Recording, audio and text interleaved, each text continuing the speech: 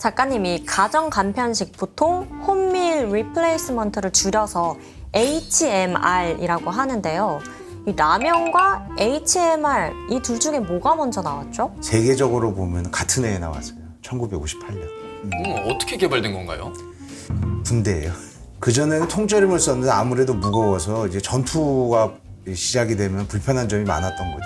의외로 우리가 쓰는 물건들 중에서 군대에서 쓰다가 사회로 나간 것들이 꽤 많더라고요. 뭐 예를 들면 전자레인지도 그렇고 이 통조림도 나폴레옹 군대에서 개발한 거라고 들었어요. 정확하게 말하면 병조림이었죠. 잘 깨지고 이러니까 이제 통조림으로 바뀌긴 한 건데, 근데 어쨌든 그것도 무거우니까 이제 HMR을 개발을 한 거죠. 근데 당시에는 그걸 레토르트 식품이라고 불렀어요. 레토르트가 뜻이 여러 개인데 그 중에 하나에 이제 증류기 또는 이제 살균하는 솥이란 뜻도 있습니다. 그래서 레토르트 식품은 이미 조리된 먹거리를 갖다가 그 합성 수시로 만든 그 용기에 넣어가지고 이제 밀봉을 하는 거죠.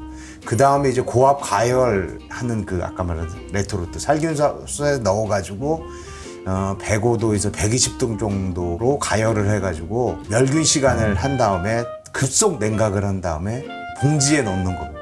HMR의 시작이 레토르트 식품이라고 할 수 있죠. 레토르트가 HMR이 아니라 한 종류였네요. 그런데 이 레토르트는 뭔가 영어 같지가 않아요. 좀 의외겠지만 네덜란드 말입니다. 네덜란드요? 전혀 예상하지 못한 나라네요. 우리가 이제 근현대 과정에서 그 실권 조건 간에 일본의 영향을 많이 받았는데, 일본이 그 에도 막부 시절 그 쇄국 정책을 한 건 잘 아실 텐데 그래도 네덜란드랑은 교류를 했었거든요. 그래서 레토르트 외에도 엑기스라든가 깁스라든가 웨하스, 수술에 쓰는 메스 같은 말들이 있죠. 이런 단어들이 네덜란드어입니다. 그렇다면 우리나라는 언제 레토르트 식품이 시작되었나요? 우리나라도 이제 1980년 이제 군을 위해 가지고 생산을 시작을 했었어요. 근데 그 다음 해는 이제 오뚜기가 이제 민간 제품도 생산하기 시작을 했죠. 이거 혹시 전 국민이 다 알고 있는 3분 카레랑 3분 짜장 아닌가요? 예, 맞습니다. 그대로 이제 3분 카레랑 3분 짜장은 거의 뭐 라면과 쌍벽을 이루는 이제 즉석 식품으로 자리를 잡죠. 그래서 어쨌든 그 오뚜기의 그 3분 시리즈는 레토르트 식품의 아주 대표 주자인 셈이죠. 그런데 이제 1996년에 아주 중요한 식품이 등장합니다. 우리가 뭘 먹고 살죠? 아, 밥이요. 오, 햇반. 햇반 예. 맞죠?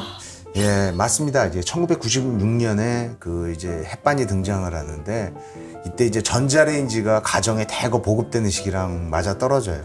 오, 그러면 다른 회사들은요? 다른 회사들은 레토르트 식품 사업에 뛰어들지 않았나요? 물론 있었죠. 이제 삼양식품이 1984년부터 뭐 김치찌개 백반이니 된장찌개 백반이니 뭐 짜장밥 같은 걸 내놓았는데 그렇게 큰 성공을 거두지 못했습니다.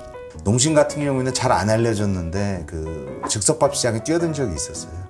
근데 결국 이제 실패를 하고 생산 라인까지 다 CJ한테 팔아 넘깁니다.